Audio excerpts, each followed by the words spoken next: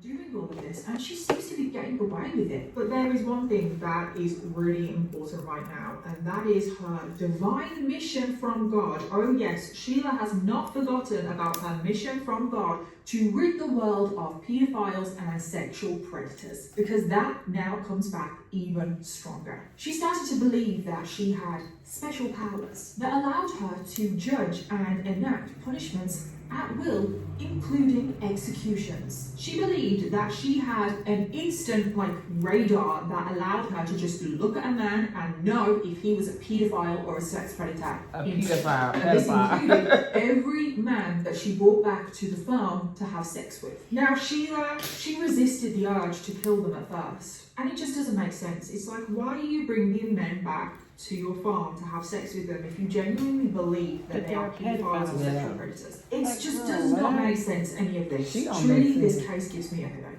But according to Sheila, the urge to rid the world of pedophiles, it became too strong. She could not ignore the urge anymore to kill them. And this is the part of the case now where Sheila's deluded beliefs now turn into a deadly reality. Because it is now late 2003. At this point, she has kicked James off the farm. She doesn't want to live with him anymore, doesn't want to be in a relationship with him. And this is when Sheila sets her sights on her first victim, a man called Michael Deluge. And Michael had had a pretty tough life so far. He grew up in Connecticut with his parents, loved music, would go to open mic nights in New York City. He got married and had a child. However, things went downhill for Michael. He became a heavy drinker and a drug user. His life fell apart. He became She probably would have been a damn pedophile. and he didn't see his child again and he soon ended up homeless. And in 2003, he relocated to New Hampshire to be closer to his mom, and he found accommodation in a homeless shelter. He worked on becoming sober. He was working so hard to turn his life around, and this is unfortunately when he met Sheila LaBar. And Michael caught Sheila's eye straight away because he's vulnerable. He was over 10 years younger than Sheila. He was currently in a homeless shelter trying to find a more permanent place to live, and he was the perfect victim for Sheila. And Sheila swooped in and told Michael that she could help him and help turn his life around, that she would save him. So she invited Michael to come and live with her on her farm. And they soon entered into a romantic relationship, and as with all of Sheila's relationships, it turned abusive. The first thing that Sheila did was she wanted to distance Michael from his mum. She no longer allowed Michael to see his mum, who he was incredibly close to. The abuse became physical. Sheila would beat Michael with an iron rod until he bled. And Michael, he never fought back. He never even tried to defend himself in any kind of way. He would just shield his body and get as small as possible, and he would just shudder in fear. Sheila would also keep Michael locked up in a bedroom for hours. She would only ever go into that room when she wanted sex, and the sex was always violent. Sheila always played the role of the dominatrix, and the sex was not consensual, so she was raping Michael.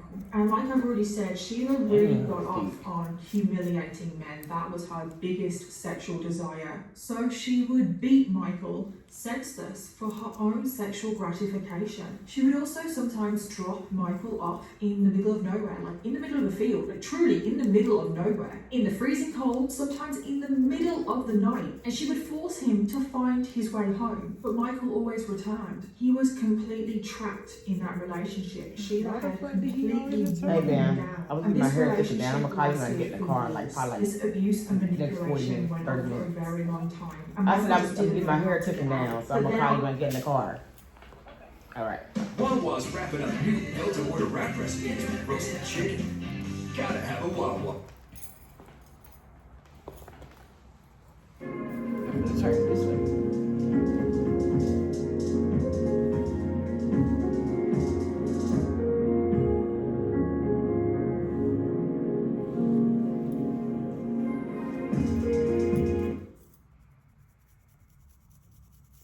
On top of all of this, Sheila also subjected Michael to long interrogation sessions. And why was Sheila interrogating Michael? Well, she believed that he was a paedophile. She set Michael up in a room, she got a tape recorder, she started to beat him, probably with an iron rod, and she just started asking him question after question, and the questions were like, have you ever harmed an animal? Have you ever harmed a child? Have you ever abused another person? This is an interview with Michael Todd Garage, who makes his living off women, off innocent, kind-hearted people. Really want to be responsible for the death of a loved one.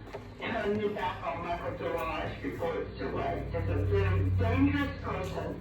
Aggressive. She sounds really good. Yeah, she was dangerous. Most pedophiles, before they kill, begin doing the same things that Michael Garage has done. And if Sheila didn't get the answer that she wanted, she would just beat Michael until he gave her the answer that she wanted. So eventually, Michael started confessing to things that he hadn't done. And he was only doing this to stop the beating. So Sheila would say, have you ever abused a child? And Michael ended up saying yes. Michael ended up confessing to a load of different things. He ended up confessing to sexually assaulting Sheila's pet rabbits. He confessed to touching the private parts of children. She also made him confess to getting erections when he used to babysit young children when he was a teenager. She also made him confess to, quote, fondling the vagina of his mother. And that was all that Sheila needed to hear. This interrogation was brutal and violent, and as soon as Sheila got these false confessions, this was now her excuse and her justification to abuse Michael even more, beat him even more, and it would soon eventually lead to worse than that. And the abuse over time, it just got worse, and Michael actually did try to escape multiple times. He was actually spotted by a neighbour lying in a pool of blood in the snow. And I can't even imagine being a neighbour finding someone literally lying in a pool of blood. The whole ground, the snow, everything was just completely red with his blood. His face was all cut up. A chunk of his ear was missing. He was struggling to breathe. Those are serious injuries, and we don't know the details on how he got those injuries, but I don't think it takes a genius to figure out what she's doing to him. She is beating him black and blue, using weapons possibly to cause someone to lose a chunk of their ear. And when the neighbor asked Michael, what happened? Like, how did he get into this situation? Michael was able to say one word. He managed to choke out the word Sheila. However, for one reason or another, we don't know, but Michael ended up back on the farm. He went back to Sheila. Sheila then started making a load of very suspicious entries into her journal. She started to brainstorm different ways on how to kill a man. She wrote about burning the body, hiring a boat, dumping the body parts in the sea. She also forced Michael to write letters to his parents. And in one of the letters, Michael wrote to his mom that she had raped him multiple times as a child and that he couldn't forgive her for what she has done. Which obviously, Michael's mom never did that, but Michael has been manipulated into accusing his mom of that. It is just so messed up. He also wrote a letter to his dad confessing to sexually abusing his little sister, confessing that he was a paedophile, which again wasn't true. Sheila is just doing everything to cut Michael off from his family so they wouldn't come looking for him. And then after this is when Sheila finally decided to take action for something that she had been preparing for a very long time. And we actually don't know the details on how this happened. We don't know how she got away with it. All we know is that Michael disappeared off the face of the earth.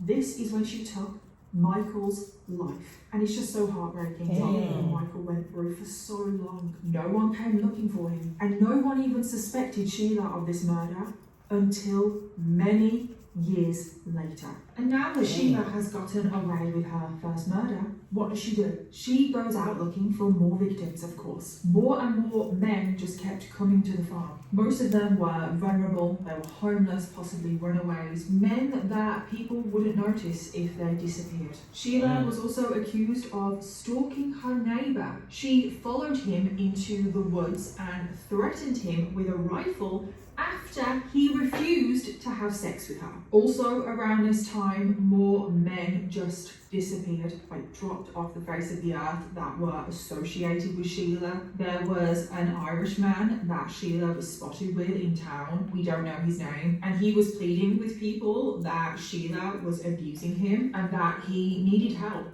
And then he just disappeared and no one saw him again. Now there's no evidence technically that Sheila murdered anybody in this time. However, there are a lot of suspicions because during this time, no one actually knows exactly what Sheila was up to. A lot of men that were associated with her just went missing, and it's just too weird of a coincidence for me. But now we get to 2006. Sheila is now 48 years old. And she finds another victim. And this victim, we do know their identity. This victim was a man called Kenneth County, who goes by Kenneth, and he was only 24 years old. So literally half of Sheila's age. And growing up, Kenny was just described as an amazing kid. He loved sports. He always had the biggest smile on his face. He had dreams of joining the army. However, he also struggled with learning difficulties. It's said that his mental capacity was that of a 12-year-old, even though he was 24. And sadly, he was ridiculed and teased about this, especially about his speech. And when he left school, he actually did join the army. He started to undergo the basic training. But it is said that Kenny couldn't even do a sit-up.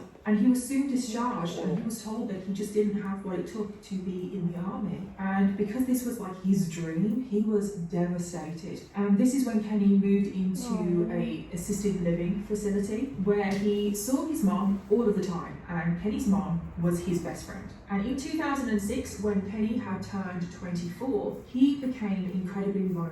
And he turned to sex chat lines for company. And who did he start talking to on these chat lines? Well, of course, it was Sheila LaBar. And now things start to move incredibly quickly because from the moment Sheila spoke to Kenny, she knew that he was the perfect victim for her. So they go on their first date on Valentine's Day in 2006. and Sheila invites Kenny to come and live with her on her farm, and Kenny accepts. It really was that quickly. Then over the next week, Kenny stops answering phone calls from his mom, which is not normal because that's his mom, but also his best friend. They spoke on the phone every single day without fail. So Kenny's mom tracked him down to the farm and learned that he had started living with this random woman called Sheila, and Kenny's mom was like, what the hell? But on top of that, Sheila wouldn't let Kenny's mom anywhere near the farm to see her son. So naturally, she was concerned and she phoned the police. So the police show up, Sheila answers the door, and the police ask to see Kenny. And Sheila was like, oh, sorry, he's in the bath. Like, he can't come to the door right now, but he's fine. Like, you don't need to worry, you just need to go away. And the police were like, we're not having that. We need to see Kenny now. So Kenny eventually comes to the door, and he's only half dressed. He only has on a pair of jeans, and he already looks a lot skinnier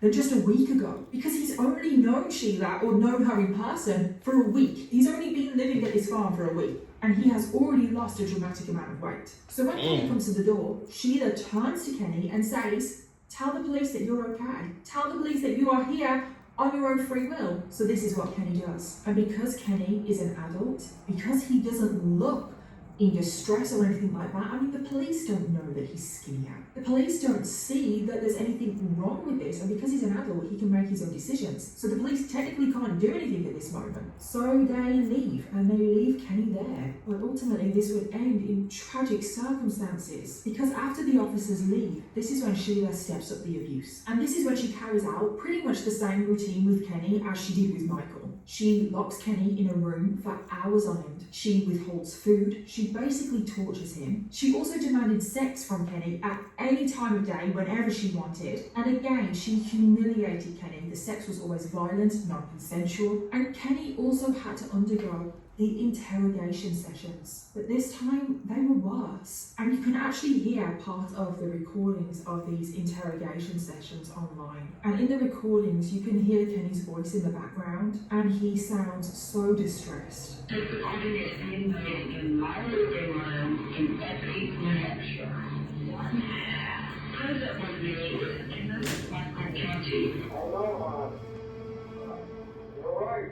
And you can just hear Sheila asking him question after question, trying to get a false confession out of him. Sheila starts coming out with all of this BS. She says that she was, quote, the justice of peace in New Hampshire, and that she is on a mission from God. She also says that all pedophiles should be shot on sight. Sexually molested you as a child. So into your memory, and give me the approximate age that you can first recall the sexual molestation by your mother and Lodge being performed on you. 20 years old. Could it also be possibly younger than that? Yes. And you can hear Sheila trying to get all of these confessions out of Kenny. She's going on, trying to get him to confess to abusing children, to sexually abusing children. And if he didn't give the answer that Sheila wanted, she would beat the answer out of him until she got the answer that she wanted. He was not deciding on the bed bleeding for the second for this round. He has scalded himself. He'll blame me for his injuries with food breakfast again. And what's for doing that? This was doing that. I will say everything.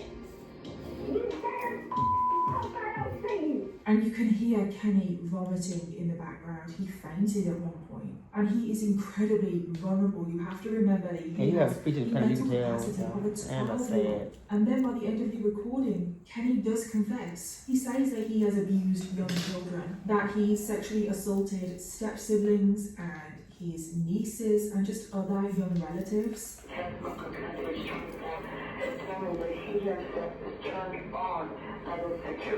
And that is what Sheila wanted. That was her justification for treating him the way she is. So now she beats and abuses Kenny even more because now he's confessed to being a paedophile. And this went on for weeks. He would go into these interrogation sessions. He would falsely confess to things that he has never done. And Kenny's mom did not stop trying to get her son back. She contacted the police over and over again, asking them to perform welfare checks to check on her son. But the police over and over again just kept saying that there was nothing that they could do. Kenny was an adult. And then on the 17th of March, which is just over a month since Sheila and Kenny first met, something very significant happened. Because Sheila took Kenny on a trip to Walmart, and they're actually...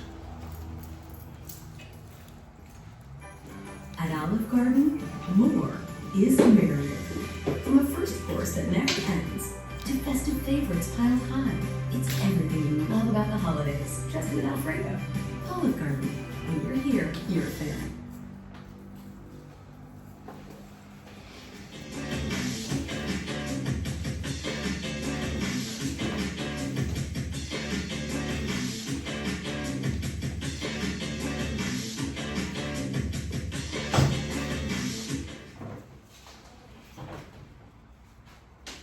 Actually photos of this online, and they are so distressing because of Kenny and the condition that he is in. Kenny is being pushed around in a wheelchair because he can't even walk, and his face, oh my god, it is unrecognizable. It is black and blue. His face is so swollen. His clothes also look way too big for him. He has lost even more weight, and the purpose for this shopping trip was so Sheila could purchase 2 large yellow fuel containers. And this is very significant, and it's also so sick that she took Kenny on this trip to buy these containers, given what she plans on doing with them. But when Sheila approaches checkout, she starts acting incredibly shifty. She actually got her camera out and started taking photos of store security. She was also talking to Kenny in a horrible tone, and staff were just a bit concerned about what was going on, so they called the police. Now, this is a very small town, so the 2 officers that went out to Walmart were the same 2 officers that did the original welfare check to check on Kenny. So now these 2 officers are seeing Kenny for a second time, and it is visibly obvious that Kenny is not okay. You can see that he has been abused, and these officers were worried. They asked Kenny to stand up because he's in a wheelchair, but Sheila told him not to. Sheila told Kenny that he didn't have to do what officers told him to, and he should keep his mouth shut. And Kenny did just that. He didn't get up from the wheelchair, and he didn't say a single word. And the officers decided that there was nothing that they could do. So they let Sheila and Kenny leave. They actually watched Sheila as she wheeled Kenny out. She lifted him out of the wheelchair because Kenny literally cannot stand up. And then she drove off. And I really am baffled because I understand They go that Kenny climb is at an the door. adult, but it's so clear Somebody that was he's at the being door. controlled, manipulated, abused. And very sadly, this is the last time anyone would see Kenny alive. Because on the way home, Sheila stops at a gas station and she fills up the 2 yellow fuel containers that she's just purchased. And then once she returns home, the abuse of Kenny continues. It only actually gets worse. But now it will end in absolute trauma. Because around 6 days after the whole Walmart incident, Kenny's mom again was incredibly concerned. She's been concerned this whole time, and she phones the police again. And I feel so sorry for Kenny's mom, I really do, because she really has tried everything. She went to the farm herself. She has been phoning the police non-stop. She really has been so active in trying to get her son back. And this time the police agreed again to go to Sheila's home to check on Kenny. So it is now the 23rd of March. Police turn up, they ask to see Kenny, and Sheila in the middle of this burn pile. They find a human bone covered in flesh. And the officers are like, oh my god, is this Kenny? So they ask Sheila where this bone has come from. And Sheila just very calmly responds, it's either the bone of a rabbit or a paedophile. I sometimes question what is going on in this woman's head.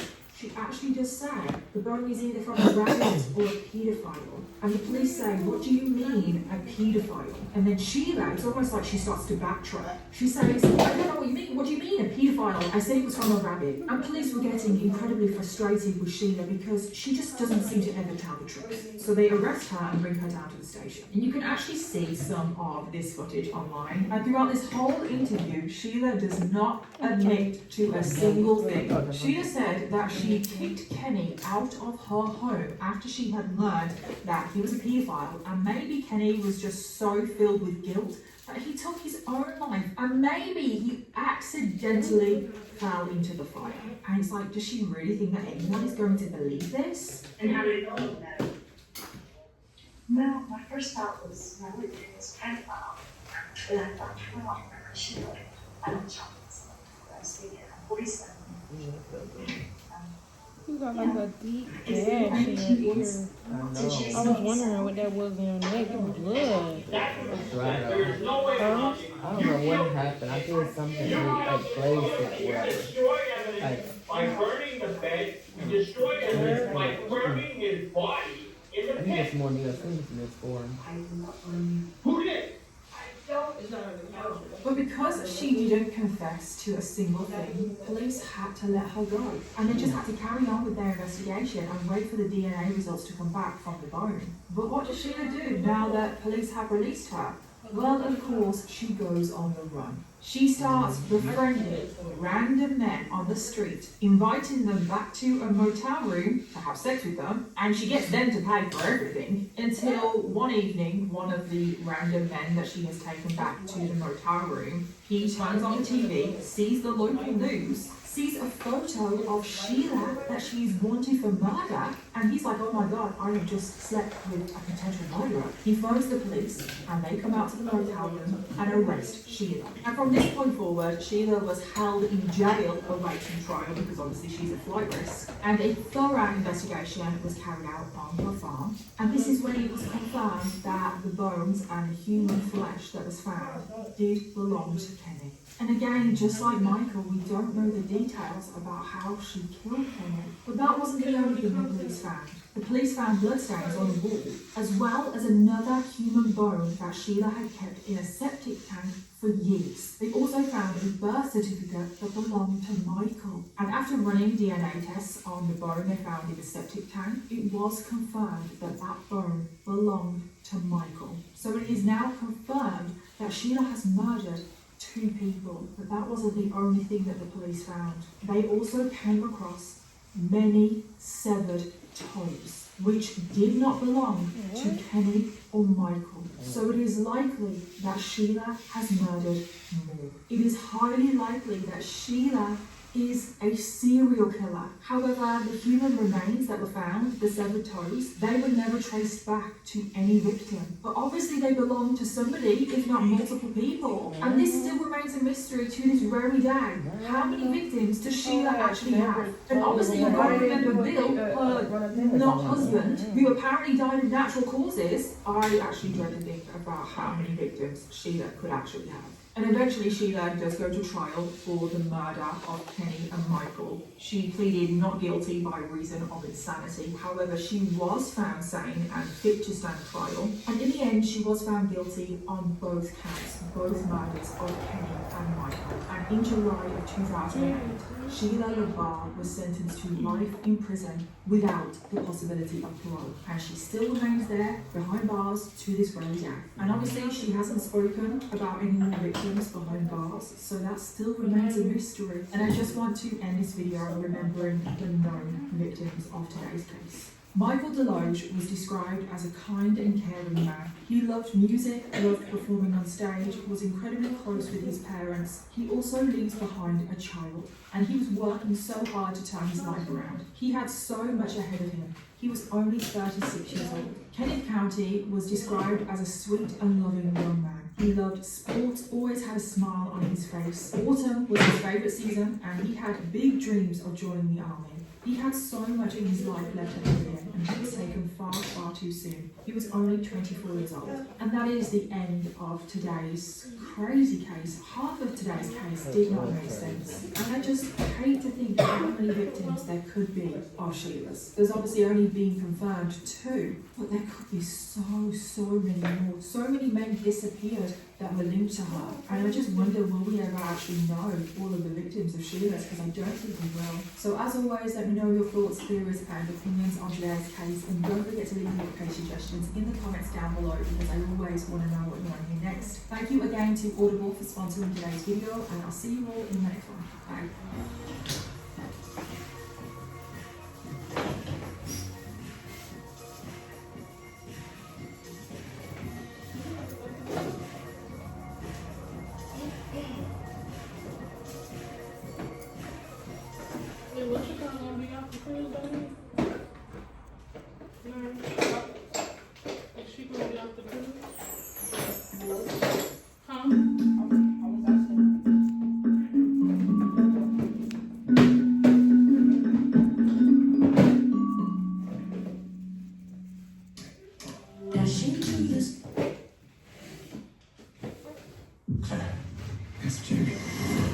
although it seemed impossible because it had stopped. Nothing could stop too.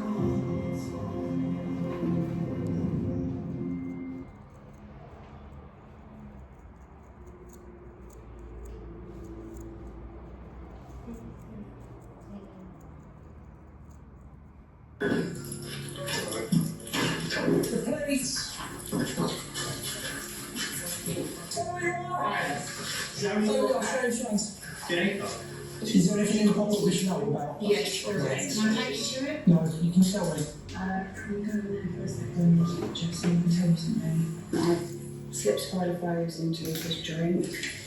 And my mother upstairs in the cupboard next to the sink. Order. It's the double order. Do you know what? I should put it back away.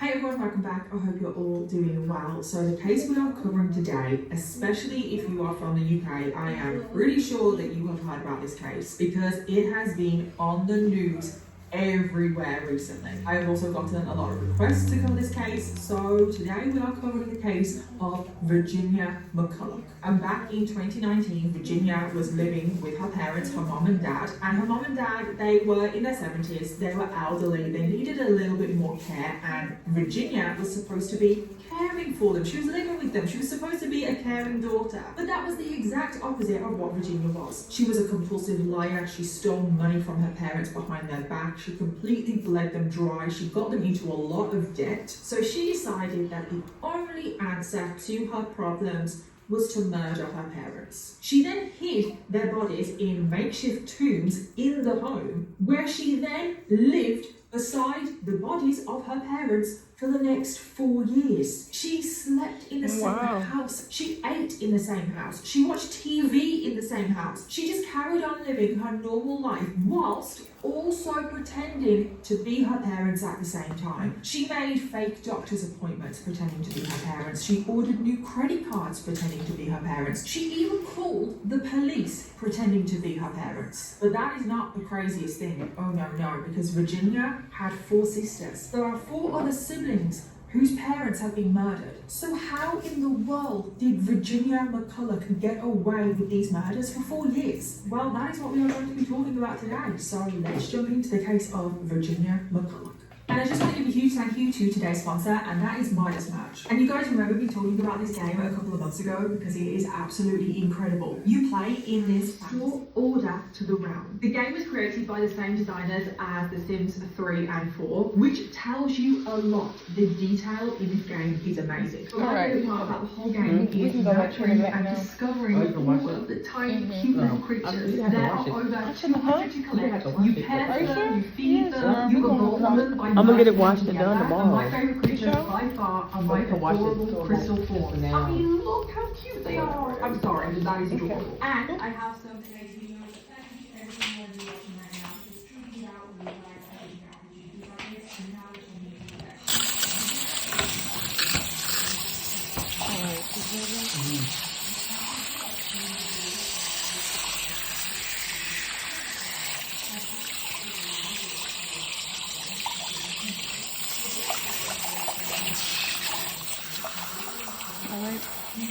I hear. You know what I'm saying? Feel the water feel good? Oh yeah.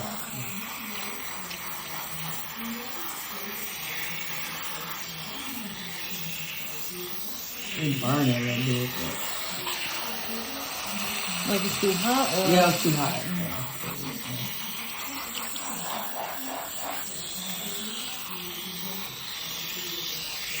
It's good. Mm-hmm.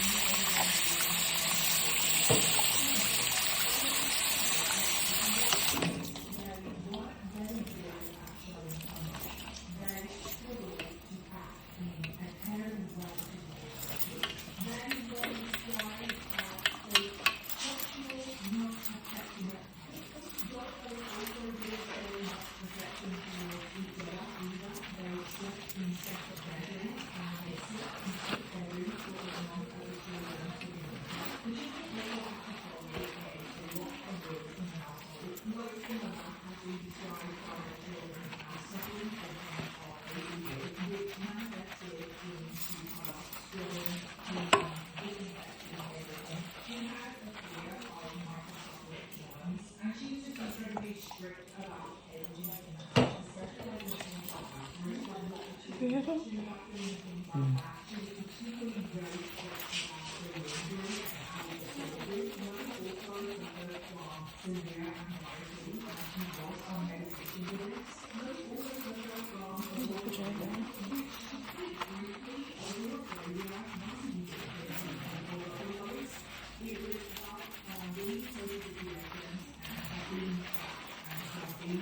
this hurt? Is your scalp like sensitive? Yeah, my scalp is like on fire. It's like It's on fire? not on fire, but like it's just like it's burning a little bit. I understand. But it's from like it's you know, it ain't had nothing in it, like, you know. But yeah, but it'll go down. It'll go down. That's why my hair be after I like take my hair out and scratch it. Like I can't even wash my hair. That's why I didn't want to die, because it was burned, so I was like, I just wait.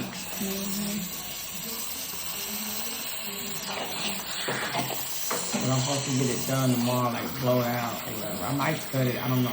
I'm gonna show you how I'm gonna cut it, but it ain't gonna be like a, I'm gonna show you. I thought I could get a bob, I think.